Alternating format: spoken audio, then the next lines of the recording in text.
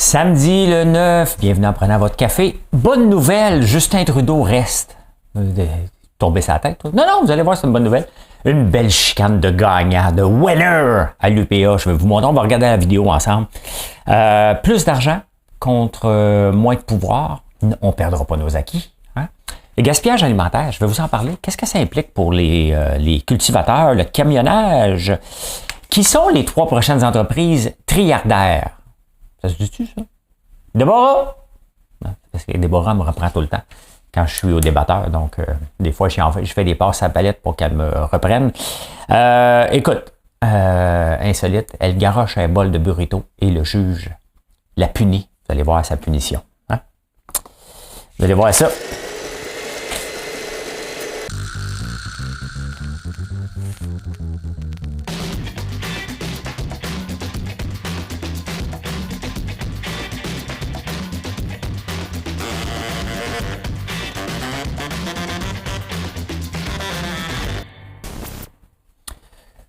Ben, merci de faire votre like. Je viens de voir que vous faisiez tout votre like avant de rentrer ici. Vous êtes tous abonnés. Vous êtes tellement gentils. Ça n'a pas de bon sens. Merci beaucoup.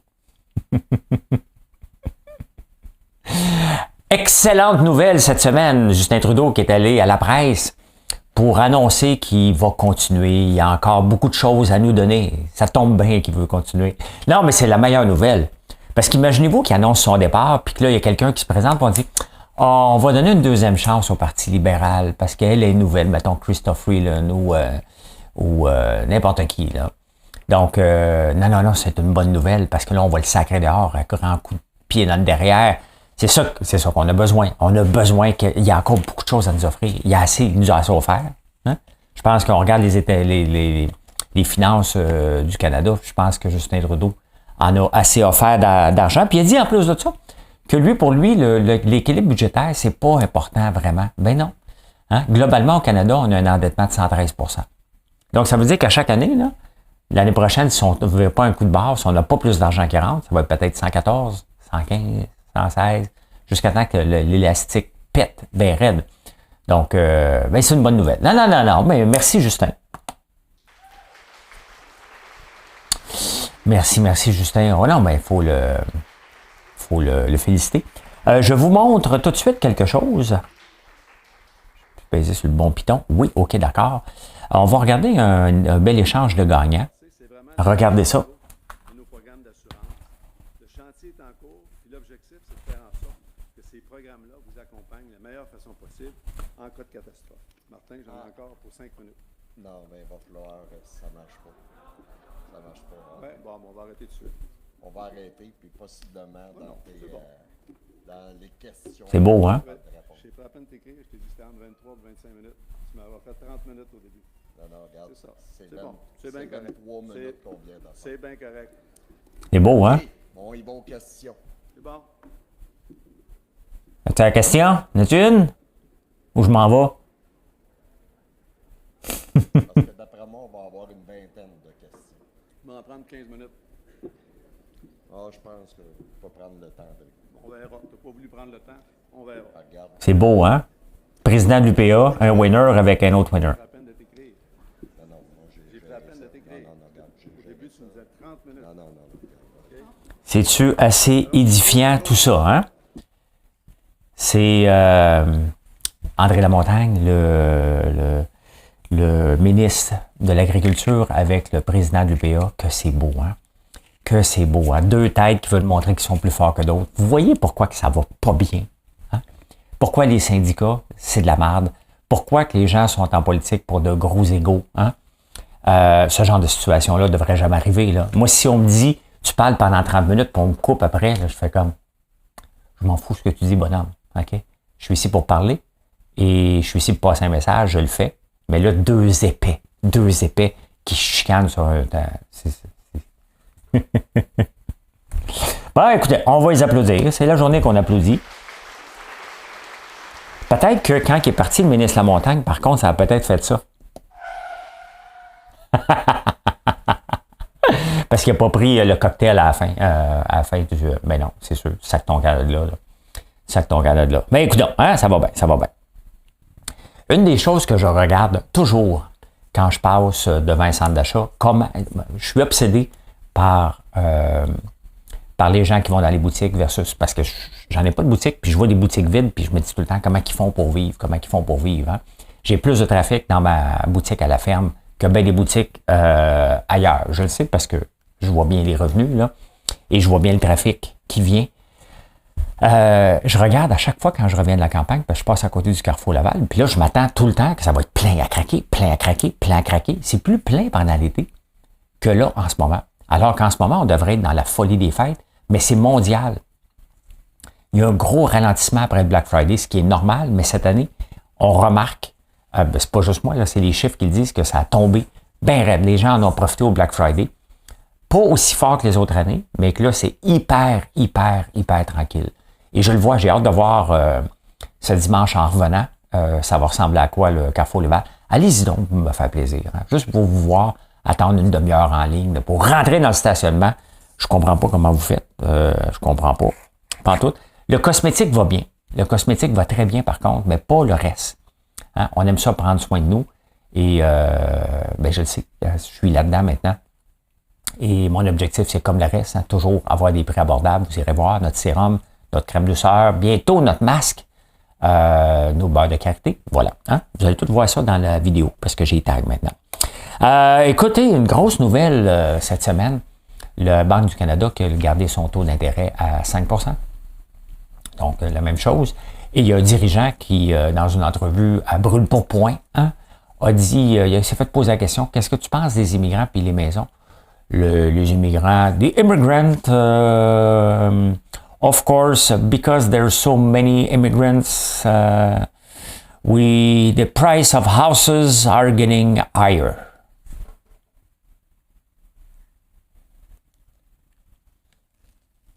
Il y a plus de gens qui veulent avoir une maison, puis les maisons montent plus haut. Tu parles d'une affaire. Ben, c'est bien normal. Ça fait le tour de tous les journaux, hein. Un vice-président de la Banque du Canada affirme que le nombre d'immigrants fait monter le prix des maisons. Si, ouais, prends pas la tête à Papineau, là. C'est juste normal. Plus que de gens qui veulent avoir une maison, plus de maisons vont coûter plus cher. Hein? C'est ça. Un coup d'œil.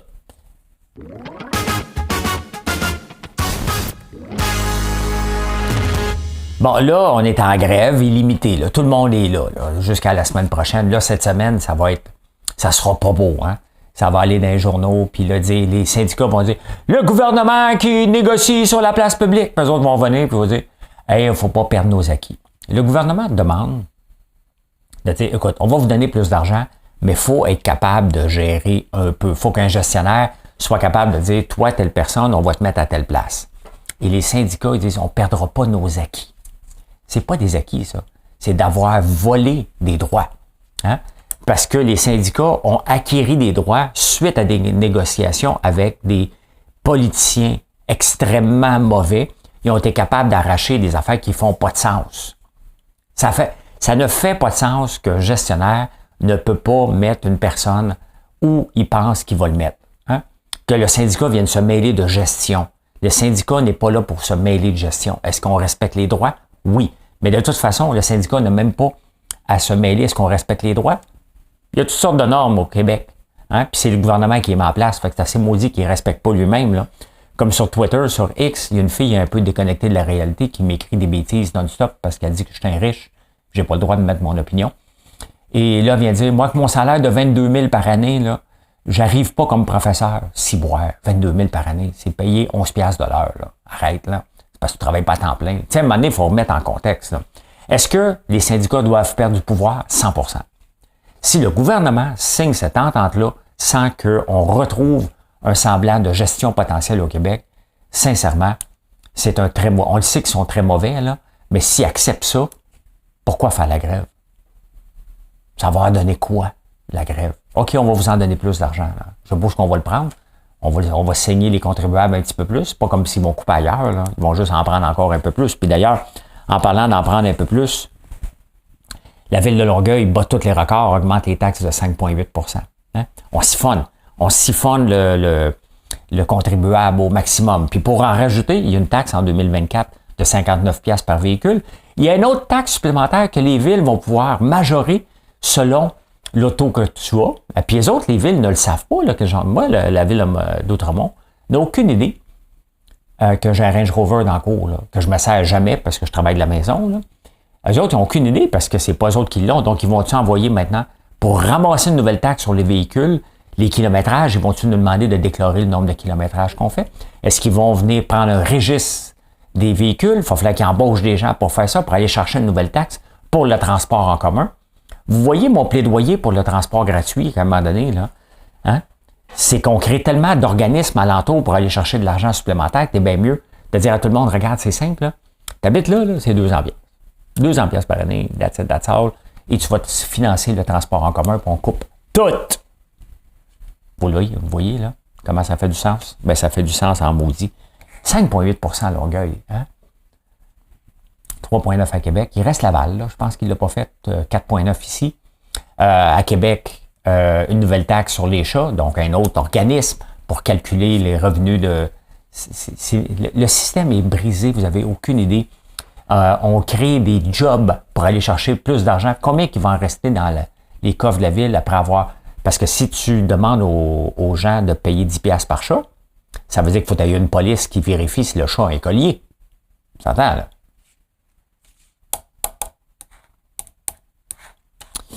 Ça va bien.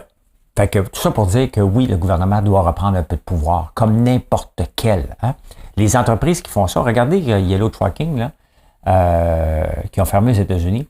Le syndicat était tellement fort qu'ils ne pouvaient plus rien faire, fait qu'ils ont fermé. Ils ont réessayé de rouvrir, puis ils ont dit ça vaut pas la peine. Pas la peine dans ce contexte-là. Est-ce que ce serait le départ de Christian Dubé au mois de janvier? Bien, les rumeurs sont sérieuses et c'est Pascal Bérubé qui en a parlé à La Journée est encore jeune. J'écoute La Journée est encore jeune jamais, sauf quand je vais faire les débatteurs. Donc, je pars de chez moi vers 8h30 à peu près. Et ça joue en reprise le soir, donc je l'écoute en reprise. Le segment, puis je tombe bien parce que c'est le segment de mon ami Olivier Niquet. Ouais, c'est pas mon ami, là. Mais j'aime bien son segment à lui. Des fois, c'est parce qu'il parle de moi. C'est sûr que, tu sais, je me sens comme important, là. Selon ce que François Lambert a dit sur sa chaîne YouTube où ce qu'il lit les nouvelles, il pense que je lis les journaux. Mais ben, c'est ça, Pascal Bérubé qui aime beaucoup le Spotlight, hein, le Kid Kodak du PQ. Je l'aime bien, c'est Pascal, c'est une connaissance amicale. Hein? C'est pas mon ami, c'est pas une connaissance, c'est une connaissance amicale. C'est un nouveau terme politicien. Il a annoncé que peut-être le départ de Christian Dubé. Fait que j'ai des amis, moi, j'ai vérifié. Est-ce que c'est possible qu'il parte? Et oui, probablement qu'il veut quitter la politique pas assez rapidement au mois de janvier. Donc, il peut emmener Fitzgibbon avec lui? Non, mais tu sais, tant qu'à partir, hein? On va partir, moi aussi. Tu sais, la vieille politique, là, la CAQ, là, elle se fait rattraper par avoir mis des incompétents en place. Hein? Et, entre autres, faire de la vieille politique qu'a ramené Bouillonnec. Hein? Bouillonnec est une compagnie de finances qui fait des prêts à 87 %. C'est pas légal au Québec, donc il ne fait pas affaire au Québec, il fait affaire dans le reste du Canada. Il s'était présenté comme député, ça avait sorti, il était obligé de se retirer, il était président de la CAQ, il était obligé de se retirer. Fait que là, ils l'ont nommé sous-ministre en pensant que c'était pas pour passer. C'est-tu de la vieille politique? Tu sais, ce gars-là, il est radioactif. Hein? Donc, c'est fini. Hein? C'est final bâton. Donc, il devrait même plus être proche de la politique. Quand t'as été brûlé, va-t'en jouer dans le trafic. Pourquoi qu'ils vont le chercher? Une faveur? T'as perdu là, on va te nommer là. C'est de la perte de temps d'aller chercher ça et de ne pas avoir de la crédibilité. Hein? En parlant de pas de crédibilité, j'avais une discussion avec Victor au débatteur Enriquez et on riait parce que, tu sais, si Philippe Couillard, il serait encore là, si Philippe Couillard était encore là, excusez-moi, je pense que le Québec se porterait mieux financièrement. La CAQ a vraiment mal géré, tout comme Trudeau. Oui, il y a eu la pandémie, mais je pense que Couillard, alors qu'on ne l'aimait pas, mais Couillard, tout le monde dit qu'il a perdu ses élections, il allait bien avant qu'il parle de l'épicerie à 75$. Donc, si la marde est pognée au Québec en ce moment, là, c'est à cause de moi. Si l'épicerie à 75$, c'est moi. Fait que, en voulant faire une blague que Couillard m'a appuyé là-dedans, le Québec est pogné avec la CAQ et toutes les dépenses folles qu'on fait et la mauvaise gestion. Tout ça, c'est de ma faute. M'excuse.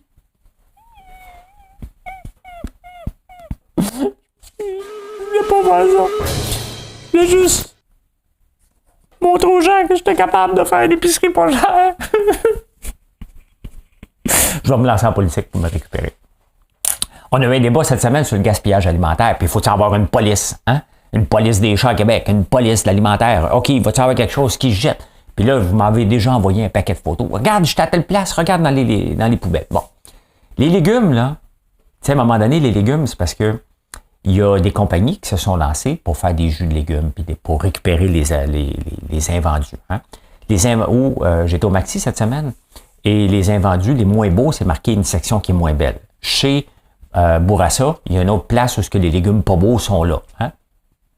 Donc tout ça, ce sont tous des légumes qui n'envoient pas aux banques alimentaires. Il n'y a pas d'obligation aux entreprises d'envoyer leur invendu ou leur presque passé date dans les banques alimentaires non plus, mais quand ils le font, ben ça leur permet aux banques alimentaires d'alimenter les gens qui en ont besoin. Hein? Mais les entreprises sont là pour faire de l'argent. Donc, ils ne veulent pas perdre leurs invendus. Fait qu'ils ils essaient de les revitaliser. Maintenant, mettons une entreprise comme moi, j'en ai pas beaucoup de pertes. Mais mettons les guimauves, ça peut arriver des fois qu'on en prépare trop. Moi, je les donne à la Banque alimentaire de la Petite Nation. Des popcorn qui aurait été une batch mixée par erreur. On ne peut pas vous le vendre, donc on le donne à la Banque alimentaire. Mais c'est pas de on s'entend, là. C'est pas de la bouffe que je donne, là. Je leur ai déjà donné des œufs parce que j'en avais trop. Des choses sporadiquement, là. On gaspille rien, là. Mais si toutes les entreprises font ça, à un moment donné, ça fait qu'ils sont capables d'alimenter les gens dans le besoin. Maintenant, moi, ce que je veux, j'en veux pas de police, là. Hein? À un moment donné, c'est une question d'éducation. Il faut arrêter de toujours taper sur la tête des gens. Parce que si on met une police, il va falloir mettre une police des poubelles, les gens qui gaspillent dans la maison, parce que c'est un cas, hein? On gaspille 30% de la bouffe. On chiale contre l'inflation, mais on gaspille 30% de la bouffe qui rentre. J'essaie de ne pas le faire, moi non plus. Il y a le compost, mais à un moment donné, le compost, ça pue à Montréal. En campagne, ça me va, là, mais ici, je ne veux rien savoir. Hein? Moi, je veux savoir des mouches à fruits, puis non, il y a des sacs, puis gâte à l'affaire. Ça me tente pas. Bon. Hein? Ça me tente pas. Il y a des ratons laveurs ici, puis ça finira plus. Ouais, la poubelle, elle se ferme. Ben, la poubelle a été volée, je ne l'ai plus. Mais maintenant, regardez, comme cette année, j'ai pas eu le temps de ramasser toutes mes citrouilles dans le champ.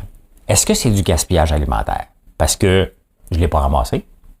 J'en ai trop de citrouilles. Ben, j'en ai pas trop, mais j'espère en avoir assez pour l'année. On en a ramassé beaucoup. Est-ce que ça se considère...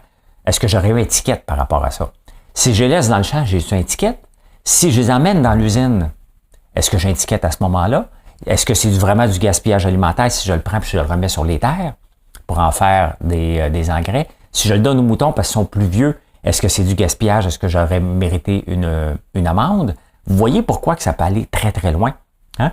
Parce que mettons que, non, si c'est au champ, je suis correct, mais si je l'emmène dans l'usine, ça devient du gaspillage. Le gars du MAPAC passe et dit « Hey, t'as 3 citrouilles dans les poubelles, 1000 piastres d'amende. » Ben non, mais c'est parce qu'ils étaient dans le champ. Ben, ils sont rentrés ici maintenant. Vous voyez, là, ce genre de situation-là va se passer. Tout simplement. Et je veux pas ça. Cependant, je pense qu'il faut éduquer les gens, il faut éduquer les entreprises de faire de la valorisation. C'est ce que je fais. Hein? Regardez avec le tournesol, je vous le dis, pétales, huile, tourteau. Après ça, on nourrit les animaux avec le reste. Il n'y en a pas de gaspillage. Avec l'huile de canola des beignes, on fait des biscuits à chiens. Il n'y en a pas de gaspillage. À un moment donné, c'est une question de capitalisme et de rentabilité.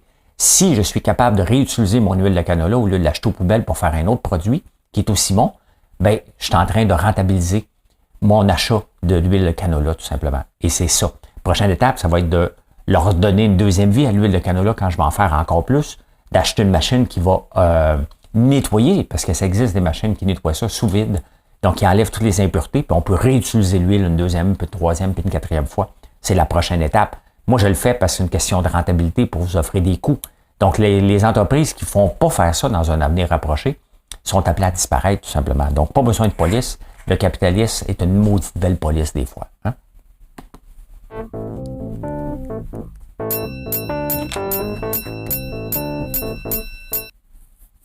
Il y a un article dans le Journal de Montréal d'un camionneur qui est président de l'Association des camionneurs qui a décidé d'arrêter. Un camion, il y a 5 ans, coûtait 210 000 $. Aujourd'hui, il en vaut 280 000 $. Le taux d'intérêt, le prix du gaz qu'il peut charger. Donc, à un moment donné, ça devient plus rentable puis il décide d'arrêter ça. Il y en a plusieurs qui arrêtent. C'est normal. Hein? Donc, Trucking, j'ai parlé de Yellow Trucking qui a tombé. Les syndicats demandent de plus en plus. Donc, on peut le voir, l'impact d'augmentation de l'inflation, d'offrir des salaires plus élevés, parce que le camion qui coûtait 210 000, Peterbilt qui en coûte 280, les salaires ont augmenté. Là. Un salaire moyen dans l'industrie de l'automobile, c'est 90 000 US, donc à peu près 120 000 canadiens pour poser des bottes. Hein? C'est pas tous des ingénieurs, des architectes, puis des PhD là-dedans. Là. Donc, c'est en haut de 100 000 moyen. Bien, vous voyez à un moment donné que c'est bien que tout le monde gagne sa vie, mais l'entrepreneur, à la fin, n'est pas capable de la gagner, lui. T'sais? Donc, à un moment donné, ça prend il faut revenir à la base. À un moment donné, il va en avoir de moins en moins, puis le coût de transport va coûter cher, tout simplement. Donc là, il y en a un qui l'explique que je ne peux plus arriver, mais les salaires ont augmenté de 30% pendant la même période. Bien, ça s'est reflété sur le prix, puis l'entrepreneur n'est plus capable d'arriver. Il y a toujours, à un moment donné, quelqu'un qui va payer le prix de l'inflation et d'un bon salaire. Donc, est-ce que on n'arrêtera pas le transport? Jamais. Mais vous voyez, c'est des cas, ça veut dire qu'à un moment donné, ça coûte... Puis on le voit, là. Moi, quand je fais venir une vanne de boîte vide pour faire le shipping, avant, ça me coûtait 500$ de transport. Aujourd'hui, ça m'en coûte 2500. C'est pas la même chose, là. C'est 5 fois le prix, là. Ben, c'est normal, hein? Vous aimez les bières de microbrasserie? Vous achetez votre bière dans un dépanneur de microbrasserie? Faites quelques réserves de vos microbrasseries préférées parce que j'ai comme l'impression qu'il y en a un paquet qui vont tomber. Leur distributeur Transbrou qui doit de l'argent à un paquet de monde parce que la façon que ça fonctionne, tu as de la bière, tu as un produit, tu as un distributeur. Moi, je n'ai pas de distributeur, justement pour éviter un intermédiaire qui va se prendre 30 à 40%. Et aussi, ben, c'est lui qui vend au dépanneur. Donc lui, là, quand tu mets un distributeur entre toi, hein, plus tu allonges la chaîne entre toi et le client, plus les gens veulent avoir un 30 jours. À la fin, toi, tu vas attendre peut-être 3 mois, 4 mois, 5 mois, 6 mois avant d'être payé. Le risque de ne pas être payé augmente, bien entendu, à chaque jour que tu n'es pas payé. Là. Donc, c'est ce qui arrive en ce moment. Aux microbrasseries qui ont fait confiance à Transbrou, Transbrou qui vient de se placer sous la protection des créanciers. Donc là, il faut qu'ils trouvent un arrangement. Donc, il y a un paquet de brasseries, des 60 000 $, des 50 000, des 20 000. C'est assez pour faire tomber des entreprises. J'en ai des comptes à recevoir, moi aussi, avec des grandes compagnies. Et il faut que j'y check. Hein? Donc, mais il y a bien des compagnies, il y en a des plus gros qui avaient jusqu'à 1 million. Mais on le voit là, hein? Faire confiance, ne pas courir après son argent, puis arrêter. Tu sais, à un moment donné, c'est parce que après 2 mois que tu n'es pas payé, peut-être tu te dis, gars, je t'enverrai pas de bière. Pourquoi envoyer de la bière à un dépanneur qui va te coûter, t'es bien mieux de ne pas l'envoyer. Tu sais, les entreprises, à un moment donné, il faut qu'on se réveille, il faut vous réveiller aussi. Là. Arrêtez d'envoyer vos produits et dire, hey, ils vont me payer à un moment donné. Non, regarde, tu ne payes pas, je t'en envoie pas. C'est aussi simple que ça. Ça donne quoi de faire un produit, sachant que tu ne seras jamais payé, tu vas avoir une double perte. Là. C'est comme un match de 4 points. Ça ne vaut pas la peine. Vous l'avez fait. Donc, à un moment donné, vous devez payer le prix de ça. Cependant, est-ce qu'il y en a qui vont faire faillite? Ben oui. Il y en arrache déjà, les microbrasseries. Plusieurs ont pris le prêt aux petites entreprises qui vont rembourser le 18 janvier. Donc, attendez-vous quand même à certaines microbrasseries. Les microbrasseries font les manchettes assez régulièrement dernièrement parce que c'est un vent on a poussé, puis à un moment donné, ça n'arrêtait pas de grossir. Puis, je vous l'ai souvent dit, hein, on reconnaît un marché en croissance, non pas avec le nombre d'ouvertures, mais avec le nombre de fermetures. Est-ce que le marché de la microbrasserie est en croissance, là? Non. Là, en ce moment, il est en décroissance. Il y a trop de joueurs dans le marché. Et il y a notre appétit, tout simplement, parce que ça coûte trop cher aussi. Donc, il est moins là. Tu payes une bière 7 $. Des fois, les gens vont y aller plus avec une Budweiser. Qu'est-ce que je te dis, ça? I'm in love. I'm so lost without you. I know you were right. Believe into something. I'm in love. Wall Street falls out of love with pouring money into China. Regardez quand même au fil des années, là, le graphique que j'ai ici. C'était l'argent qui allait dans les Money Raised for China Focused Private Equity Fund. Donc, les gens déplaçaient de l'argent des États-Unis vers la Chine pour ouvrir des usines ou quoi que ce soit. Jusqu'en 2016, on parlait de presque 250 milliards. Et là, les gens retirent de l'argent. Hein? On a 30 milliards de moins en 2023. Le rêve chinois, c'est un peu comme le rêve américain. Hein? Puis je me souviens, quand je me suis lancé en affaires, vas-tu vendre en Chine? C'était la question. Non, je ne vendrai pas en Chine. C'était comme si c'était un passage obligé On l'a vu avec l'industrie du porc, on l'a vu avec un paquet d'industries qui sont allées vendre là-bas, puis à un moment donné, la réalité, la croissance était trop élevée. N'importe quoi qui croît trop vite, à un moment donné, ça revient, il y a un rééquilibre. Hein? On parle de nouveau normal depuis la pandémie, juste ici. Ben, c'est un peu la même chose qui se passe en Chine. Les rêves, et c'est un dictateur, et les gens ont peur pour leur argent, donc ils ramènent leur argent là, moins d'investissement en Chine. D'ailleurs, Alibaba va de moins en moins bien, hein, qui devait être un concurrent majeur de Amazon. Il se fait dépasser de plus en plus par Temu. Temu qui a le vent dans les voiles. J'achète à l'occasion sur Temu, j'achète d'Alibaba aussi à l'occasion, AliExpress aussi, mais la plupart du temps, hein, des fois j'achète sur Alibaba, des fois sur Temu, des fois sur AliExpress, mais la plupart du temps, j'achète au Québec. Hein. Vous vous souvenez de la chanson, mais la plupart du temps, je vis ma vinaigrette. Hein. C'est ça, j'achète au Québec. Hein. Ben, la plupart, je te dirais 99% du temps. Là. Alphabet a annoncé son nouveau AI, son nouveau Bard. Je l'ai essayé. C'est pas la nouvelle version qu'ils ont annoncée à grande pompe. Le titre d'Alphabet a grimpé d'un coup de 6% quand même, Google. Hein? 6% qui a traîné le Nasdaq jeudi, qui a monté énormément. Google qui monte de 6%, on parle d'une couple de milliards en valorisation. Tout ça parce qu'ils s'en viennent avec un nouveau intelligence artificielle qui va être meilleur que ChatGPT 4. Pensez-vous que ChatGPT 4 va se laisser faire? Je l'ai essayé, la nouvelle version, qui n'est pas la dernière version parce qu'ils ne l'ont pas mis disponible. C'est pourri en tabarnouche. C'est vraiment pourri. On n'est pas au même niveau que ChatGPT 4, mais loin de là. Et ChatGPT 4, ben, il y avait une chicane justement parce qu'ils vont trop vite, pas assez vite. Ça va aller vite. Très, très vite en 2024, l'intelligence artificielle, qui est déjà très bonne. On va voir des avancées majeures là-dessus. Hein? Quelles sont les compagnies, les prochaines compagnies qui vont être trilliardaires? Hein? Parce qu'on se souvient que Apple, à un moment donné, se battait avec, je pense que c'était Microsoft. Laquelle qui va être le premier? C'est-tu Google ou Alphabet? C'est-tu Amazon? Ben, dans les trilliardaires, là, de Apple, de Microsoft, Alphabet, Amazon, Nvidia maintenant, qui l'est trilliardaire. Ben, les trois prochaines potentielles, ce serait Facebook, qui l'a déjà été, qui remonte de beaucoup. Tesla, qui pourrait l'être avec, bien entendu, ils s'en viennent avec, ils viennent de sortir le Cybertruck, mais Tesla, c'est plus que ça. Hein. C'est aussi, ils s'en viennent avec un robot humain, presque humain. Ils ont l'intelligence artificielle qui s'en vient aussi avec. Donc, est-ce que Tesla va valoir 1 milliard en 2024? Peut-être. Et peut-être que Berkshire Hathaway aussi, l'entreprise de Warren Buffett et de Charlie Munger, qui est décédé dernièrement, pourrait aller là. Si tu regardes la valorisation de Berkshire, ça c'est Facebook, donc 839 milliards, 771 milliards pour Tesla. Donc, il y a quand même, il faut y aller chercher quand même 30% de valorisation. Et Berkshire Hathaway, quand même 746 milliards. Il pourrait aller chercher 250 milliards de plus de valorisation. Donc, à suivre. Hein. C'est même pas important, mais le monde capote avec ça. Le monde capote avec ça. Hein. Dans le temps de la crypto, quand la crypto était folle, puis là, ça revient un peu fou, puis j'aime pas ça. Je vous le dis tout de suite, j'aime pas ça. C'est pas le moment que ça remonte. Vous allez vous faire laver encore une fois. Les gens parlaient plus d'être milliardaires. Ça parlait, regarde, moi, je lance cette plateforme-là pour être trilliardaire. Puis je m'étais pogné avec un gars, puis calme-toi les nerfs, le trilliard, là.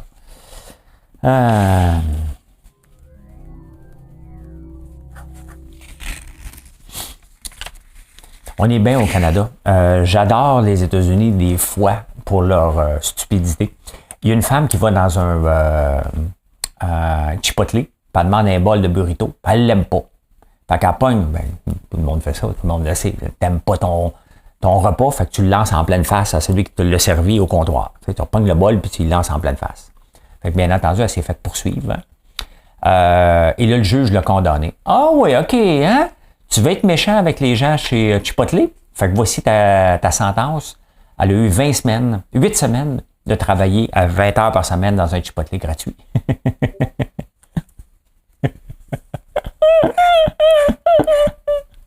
J'adore ça. Vous savez qu'on rêve des fois en couleur. Hein? Ils ont testé les rêves, ils ont fait répéter des mots à des gens avant d'aller se coucher pour voir après ça comment ils vont les interpréter le lendemain quand ils vont réveiller ou ceux qui ne dorment pas 12 heures plus tard.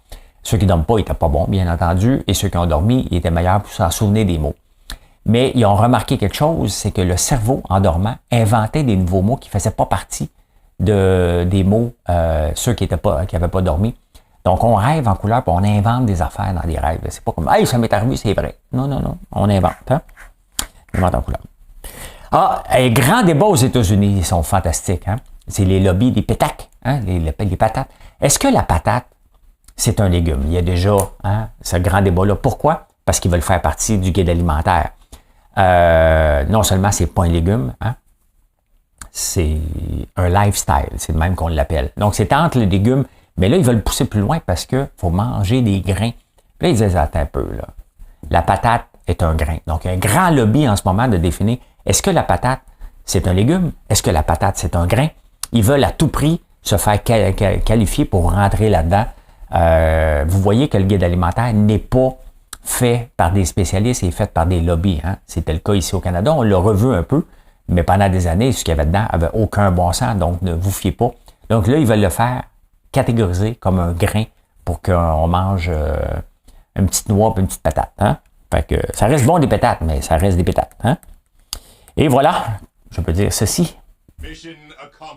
Merci encore d'être là. Je vous souhaite un excellent samedi et venez nous voir sur françoislambert.one. O-N-E.